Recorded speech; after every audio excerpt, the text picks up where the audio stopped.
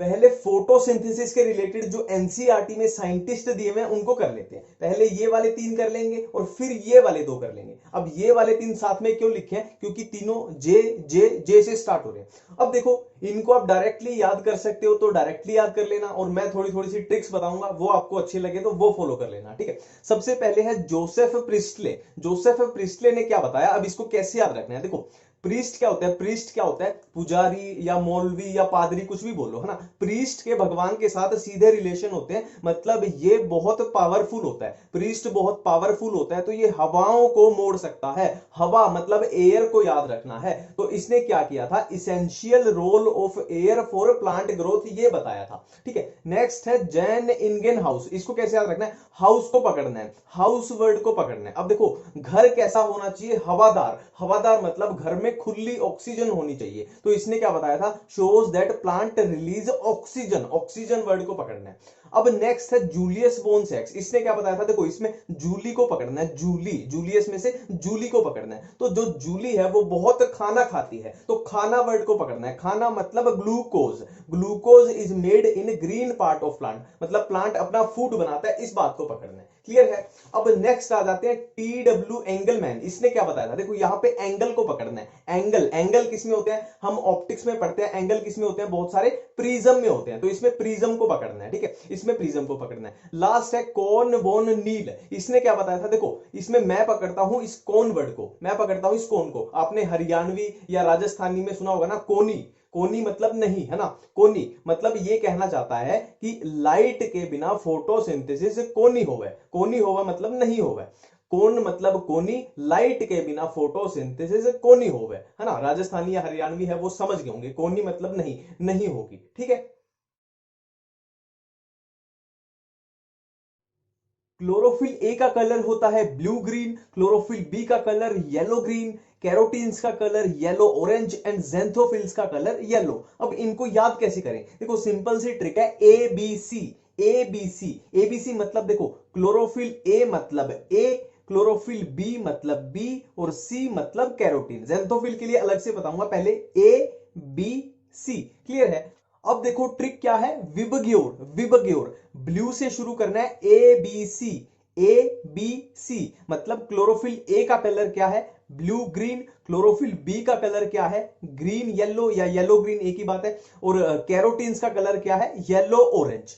अब लास्ट में बचता है जेंथोफिल्स, होते हैं येलो कलर के। तो आपने ग्राफ देखा होगा, ग्राफ में दो एक्सिस होते हैं, एक एक्स एक्सिस एक वाई एक्सिस। कोई भी ग्राफ है, दो एक्सिस है, एक एक्स एक्सिस और एक वाई एक्सिस, उससे याद हो सकता है एक्स वाई, एक्स वाई, ठीक है। जेंथोफिल होंगे येलो कलर के। देखो ये एक गमला है और ये गमले में एक पौधा लगा हुआ है, ठीक है। अब इस पौधे को जीने के लिए क्या चाहिए, देखो हम गमले में क्या करते हैं, हम गमले में पानी डालते हैं, हम गमले में डेली पानी डालते हैं, और क्या करते हैं, इस गमले को हम धूप में रखते हैं, इस गमले को हम धूप में रखते हैं ताकि ये जिंदा रहे, जिंदा रहे, ठीक है। मतलब इतनी बात पता चल रही है कि सनलाइट और पानी की हेल्प से ये पौधा अपना खाना बना पा रहे हैं, ये पौधा अपना खाना बना पा रहा है। तो सनलाइट, लाइट के लिए हम क्या वर्ड यूज करते हैं, लाइट के लिए वर्ड यूज करते हैं फोटो।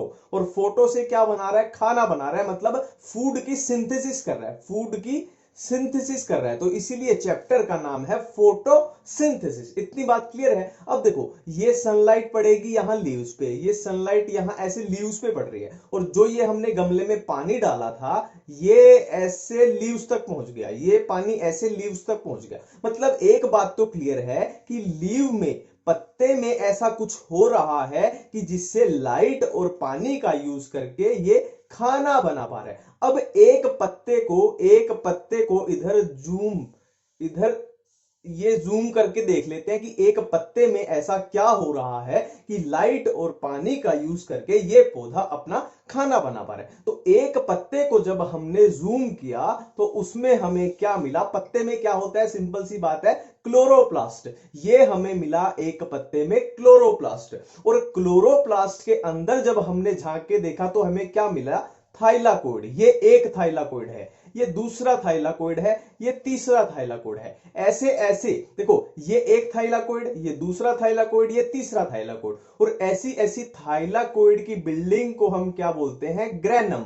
ऐसे ऐसे थाइलाकोइड की बिल्डिंग को हम बोलते हैं ग्रेनम। और एक क्लोरोप्लास्ट के अंदर ऐसी ऐसी बहुत सारी बिल्डिंग प्रेजेंट होती हैं। ठीक है, अब देखो इन दोनों बिल्डिंग को, मतलब ये एक ग्रेना है, ये दूसरा ग्रेना, ये तीसरा ग्रेना, अब इन ग्रेना को आपस में भी क्या जोड़ता है? थाइलाकोइड। इनको आपस में भी क्या जोड़ता है? थाइलाकोइड, है ना? ठीक है, अब देखो ये था क्या? ये था क्लोरोप्लास्ट। क्लोरोप्लास्ट के अंदर क्या है? ये थाइलाकोइड है सारे, और जो एक खाली स्पेस बचा इसको हम क्या बोल देंगे? इसको बोल देंगे हम स्ट्रोमा। स्ट्रोमा, ठीक है। अब देखो हमें थाइलाकोइड ठीक ठीक अगर देखें तो दो टाइप के दिख रहे हैं। एक तो जो बिल्डिंग में अटैच है, ये वाले भी बिल्डिंग में है, ये वाले भी बिल्डिंग में, और एक थाइलाकोइड है जो बिल्डिंग में अटैच नहीं है, जो स्ट्रोमा में पड़े हुए हैं अकेले अकेले। तो जो बिल्डिंग में अटैच है, जो ग्रेना में अटैच है, उनको बोल देंगे ग्रेनल थाइलाकोइड, और जो स्ट्रोमा में पड़े हुए हैं उनको बोल देंगे स्ट्रोमल थाइलाकोइड, है ना? ग्रेनल थाइलाकोइड,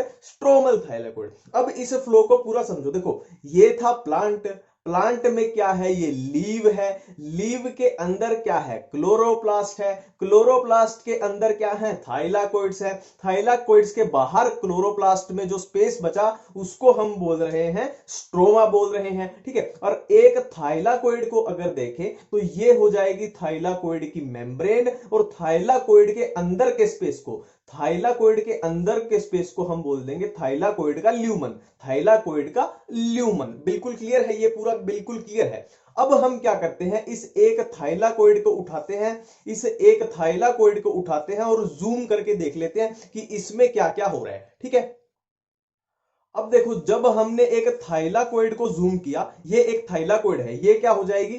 थाइलाकोइड की मेम्ब्रेन, और अंदर क्या हो जाएगा? थाइलाकोइड का lumen. Thylakoid lumen, thylakoid membrane. ठीक है, अब ये एक थाइलाकोइड है। अब देखो क्या होगा? क्या होगा? इसमें मशीनगिरियां लगी होती हैं। यहां पे एक मशीनगिरी लगी हुई है, यहां पे दूसरी मशीनगिरी लगी हुई है। ठीक है, और यहां क्या था? हम पौधे को क्या दे रहे थे? सनलाइट प्रोवाइड करा दे, सनलाइट प्रोवाइड। और हमने क्या किया था? गमले में पानी डाला था, गमले में डाला था हमने पानी, जो यहां पे अंदर पड़ा हुआ है, जो यहां पे ऐसे अंदर पड़ा हुआ है, बहुत सारा पानी है, H2 भरे पड़े हैं। ठीक है, और ये मशीनगिरी क्या है? देखो यहां से आएगी लाइट, यहां से आएगी लाइट, और ये मशीनगिरी क्या है? इस लाइट को कैप्चर करती है ना? लाइट को कैप्चर करती है, तो इसी को हम इसको क्या बोल देते हैं? मान लो ये फोटो सिस्टम होते हैं, ये फोटो सिस्टम 2 है, ये फोटो सिस्टम 1 है। नाम से ही पता लग रहा है फोटो, फोटो मतलब लाइट के लिए सिस्टम है। ठीक है, तो ये लाइट को यहां कैप्चर करेगी और ये अंदर घुसा देगी। ठीक है, ये मशीनगिरियां क्या करेगी? ये मशीनगिरी क्या करेगी? लाइट को कैप्चर करेगी और ये अंदर घुसा देगी। ठीक है, अब क्या होगा? ये लाइट जब इस वाटर के मॉलिक्यूल पे स्ट्राइक करेगी तो ये टूट जाएगा, वाटर का मॉलिक्यूल टूट जाएगा। अब वाटर का मॉलिक्यूल किसमें टूटेगा? किसमें टूटेगा? ऑक्सीजन में और H+ में, ऑक्सीजन में और H+ में, नॉर्मल सी बात है। अब ये ऑक्सीजन बाहर निकल जाएगी, ये ऑक्सीजन बाहर निकल जाएगी। अब मैं एक लाइन बोलने जा रहा हूं कि पेड़ पौधे हमें ऑक्सीजन प्रोवाइड कराते हैं, पेड़ पौधे हमें ऑक्सीजन देते हैं। तीसरी क्लास की बात है तो अब पता चल गया ये ऑक्सीजन कहां से आई है। अब देखो ऐसे ऐसे बहुत सारे वाटर के मॉलिक्यूल हैं जो टूटेंगे, मतलब यहां पे बहुत सारे बहुत सारे बहुत सारे H+ इकट्ठे हो जाएंगे, बहुत सारे H+ इकट्ठे हो जाएंगे। ठीक है, और यहां पे एक तरह से ऐसे समझो इसको, यहां पे एक प्रेशर बिल्ड हो जाएगा, प्रेशर बिल्ड हो जाएगा। तो यहां पे होता है एक बुलंद दरवाजा, यहां पे होता है एक बुलंद दरवाजा। अब यहां पे बहुत सारे H+ हो गए तो यहां पे एक प्रेशर बिल्ड हो गया, तो यहां पे एक पोटेंशियल ग्रेडियंट बन जाएगा। तो ये H+, जो सारे H+ क्या है? इस बुलंद दरवाजे से बाहर जाएंगे, इस बुलंद दरवाजे से बाहर जाएंगे, और इस बुलंद दरवाजे का नाम है एटीपी सिंथेज। इस बुलंद दरवाजे का नाम है एटीपी सिंथेज। जब ये H+ इस दरवाजे से बाहर जाएंगे तो एटीपी सिंथेज मतलब यहां एनर्जी की प्रोडक्शन होगी, यहां होगी एनर्जी की प्रोडक्शन। ठीक है, ये H+ जब बाहर जाएंगे तो एनर्जी प्रोड्यूस करके जाएंगे। अब एनर्जी दो टाइप से प्रोड्यूस हो सकती है, या तो एटीपी बनेंगे या क्या बनेंगे? NADPH, या एटीपी बनेंगे या बनेंगे NADPH। अब देखो एनर्जी की प्रोडक्शन हुई है, अब एनर्जी के बनने को हम क्या बोलते हैं? फोस्फोराइलेशन। एनर्जी के बनने को हम बोलते हैं फोस्फोराइलेशन। राइलेशन, फोस्फोराइलेशन। और एनर्जी की प्रोडक्शन किस वजह से हो रही है? लाइट की वजह से। तो इसको हम बोल देंगे फोटोफोस्फोराइलेशन। फोटोफोस्फोराइलेशन है ना, फोटो मतलब लाइट, फोस्फोराइलेशन मतलब एनर्जी बन रही है, एटीपी बन रही है, फोस्फोराइलेशन। बिल्कुल क्लियर है। अब देखो क्या है, हमने अभी तक ये जो भी किया इसको हम बोलते हैं क्या? इसको हम बोलते हैं लाइट रिएक्शन। इसको हम बोलते हैं लाइट रिएक्शन। अब एक एक लोकेशन हमें पता है ना, क्लोरोप्लास्ट में क्या हुआ, थाइलाकोइड में क्या हुआ, मेम्ब्रेन में क्या है, ये थाइलाकोइड ल्यूमन में क्या हुआ, पूरा पता है। अब ये एनर्जी हमारे पास बन के तैयार है। अब इस एनर्जी को देखो, यहां लाइट रिएक्शन खत्म हो चुकी है, एनर्जी बन चुकी है। अब इस एनर्जी को हम यूज करेंगे कहां? डार्क रिएक्शन में। कहां? डार्क रिएक्शन में। और डार्क रिएक्शन कहां होगी? स्ट्रोमा में, है ना। हमने किया था ना, ये क्लोरोप्लास्ट है, ये क्या है? थाइलाकोइड, और ये खाली स्पेस क्या था? स्ट्रोमा। तो यहां पे होगी डार्क रिएक्शन। अब डार्क रिएक्शन तीन टाइप से हो सकती है, C3 साइकिल या केल्विन साइकिल, दूसरी C4 साइकिल, और तीसरी कैम पाथवे। ठीक है, अब आगे करते हैं, करने वाले हैं trick to learn Calvin cycle. देखो हमारे पास एनसीईआरटी में केल्विन साइकिल कुछ इस तरीके से दी हुई है। तो इसको याद करने के लिए एक ही सिंपल सी ट्रिक, एक सिंपल सी स्टोरी बताऊंगा जिससे केल्विन साइकिल खत्म। तो अपनी ट्रिक स्टार्ट करते हैं। देखो बहुत सिंपल सी स्टोरी है। एक लड़की का नाम है रूबी। रूबी, तो ये रूबी की स्टोरी है। तो रूबी को जब CO2 मिलती है, ठीक है, रूबी को जब CO2 मिलती है तो वो पागल हो जाती है। रूबी को जब CO2 मिलती है तो वो पागल हो जाती है, और उसके पागलपन को रिड्यूस करने के लिए डॉक्टर उसको 3 पंच लगाते हैं। रूबी को जब CO2 मिलती है वो पागल हो जाती है, और उसके पागलपन को रिड्यूस करने के लिए डॉक्टर उसको 3 पंच लगाते हैं। अब 3 पंच किस लिए लगाए थे? उसको ठीक करने के लिए, मतलब उसको दोबारा नॉर्मल रूबी बनाने के लिए। तो 3 पंच लगते ही वो रीजनरेट होके नॉर्मल रूबी बन जाती है। ठीक है, अब अपनी इसी ट्रिक को हम केल्विन साइकिल पे अप्लाई करके देखते हैं। देखो रूबी को CO2 मिलती है तो वो पागल हो जाती है। रूबी मतलब राइबुलोज 1,5 बिसफॉस्फेट। रूबी को CO2 मिलती है तो वो पागल हो जाती है। CO2 मतलब कार्बोक्सिलेशन, और पागल मतलब PGL फोस्फोग्लिसरेट। और पागलपन को रिड्यूस करने के लिए 3 पंच लगाते हैं। ठीक है, पागलपन को रिड्यूस करने के लिए 3 पंच लगाते हैं। तो फोस्फोग्लिसरेट का किया रिडक्शन, ठीक है, और 3 पंच मतलब 3P, 3 से आया ट्रायोज और पंच के P से आया फॉस्फेट। तो रिडक्शन के बाद बना ट्रायोस फॉस्फेट। ठीक है, अब 3 पंच लगते ही जो वो पागल हो गई थी तो वो रीजनरेट होके नॉर्मल रूबी बन गई। तो ट्रायोस फॉस्फेट रीजनरेट होके दोबारा बन जाएगा राइबुलोस 1,5 बिसफॉस्फेट, और ये साइकिल ऐसे ही चलती रहेगी। ठीक है, इसमें ऐसे ही ये साइकिल चलती रहेगी, बहुत सिंपल है।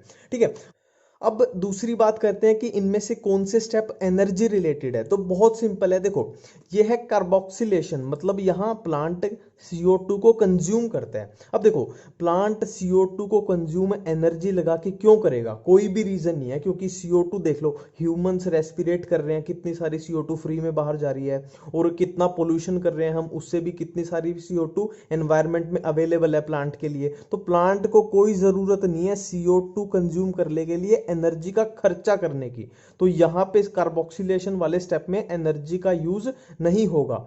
ठीक है, और यहां जो 2 स्टेप बचे, यहां पे एनर्जी का रिलेशन है।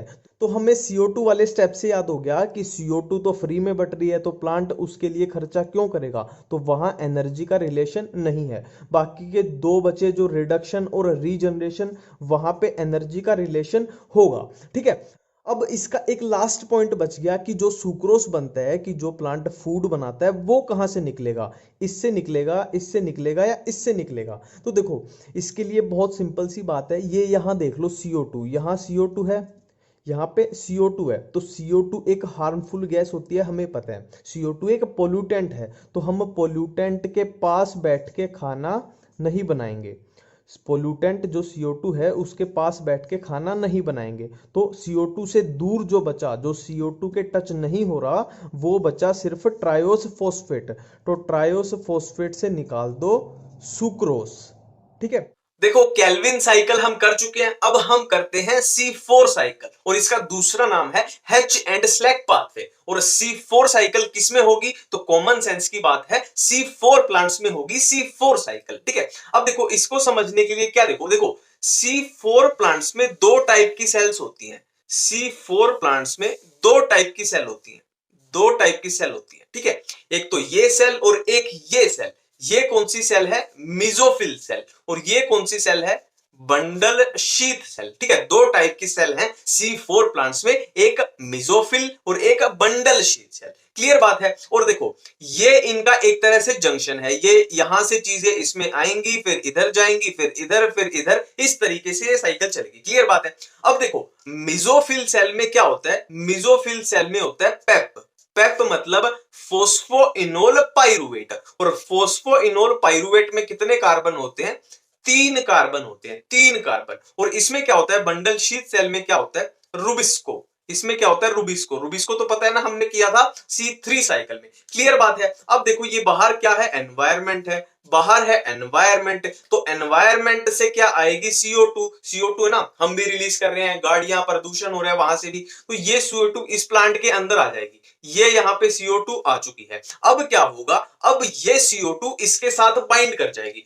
कौन से एंजाइम की प्रेजेंस में, पेपकेज। ये पेप है तो पेपकेज, पेपकेज। ठीक है, पेपकेज की एंजाइम में इसके साथ ये बाइंड कर गई। ठीक है, अब देखो एक क्वेश्चन पूछ लिया जाए कि C4 प्लांट्स में प्राइमरी CO2 एक्सेप्टर कौन है। ये CO2 को एक्सेप्ट किसने किया, पेप ने किया। तो प्राइमरी CO2 एक्सेप्टर है फोस्फोइनोल पाइरुवेट, फोस्फोइनोल पाइरुवेट, जो C3 साइकिल में क्या था, RUBP, RUBP था ना वहां पे, यहाँ पे क्या है, ये है। ठीक है, अब देखो यहाँ पे कार्बन में, ये CO2 में कितने कार्बन है, 1 कार्बन है, और पेप में कितने कार्बन है, 3 कार्बन है। ठीक है, यहाँ पे 1 कार्बन, ये 3 कार्बन, तो ये दोनों कंबाइन करके क्या बना देंगे, 4 कार्बन का एसिड बना देंगे। ये कंबाइन करके बना देंगे 4 कार्बन का एसिड।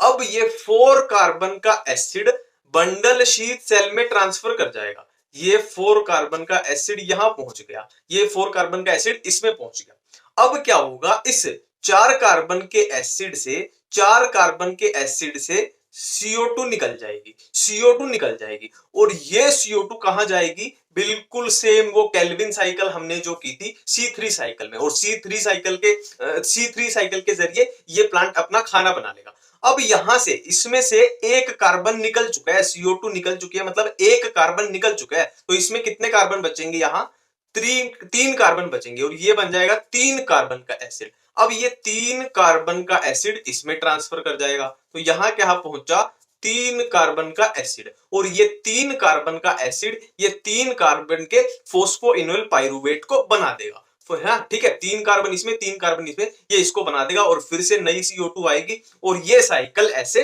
चलती रहेगी। बहुत सिंपल बात है। ठीक है, अब कुछ टर्म आती है, वो कैसे करनी है, देखो अब यहां पे करेंगे हम फिक्सेशन। फिक्सेशन की बात करें, CO2 फिक्सेशन, तो देखने से ही पता लग रहा है कि CO2 फिक्सेशन क्या हुई है, यहां CO2 पेप के साथ फिक्स हो गई, ये हो गया फिक्सेशन स्टेप। ठीक है, नेक्स्ट एक वर्ड आता है डी कार्बोक्सिलेशन। तो डी कार्बोक्सिलेशन तो देखने से ही पता लग रहा है ये CO2 इसमें से अलग हुई है, तो ये स्टेप क्या होगा, ये हो गया डी कार्बोक्सिलेशन। और एक वर्ड यहां पे आएगा रीजनरेशन। तो रीजनरेशन किसकी होनी है, पेप की। तो देखो यहां पेप खत्म हो चुका था, पेप यहां बना, ये खत्म हो चुका था, तो यहां से पेप दोबारा बना है इस स्टेप में, तो ये स्टेप क्या हो जाएगा, रीजनरेशन। बिल्कुल क्लियर है। अब देखो कैम प्लांट्स के बारे में ज्यादा फालतू आपको याद नहीं रखना, इतना सा याद रखना कि कैम प्लांट वाटर कंजर्वेशन के लिए अच्छे होते हैं, वाटर बचा के रखते हैं, उसके बारे में ज्यादा कुछ एनसीईआरटी में दिया हुआ नहीं है, फालतू करना मत। ठीक है।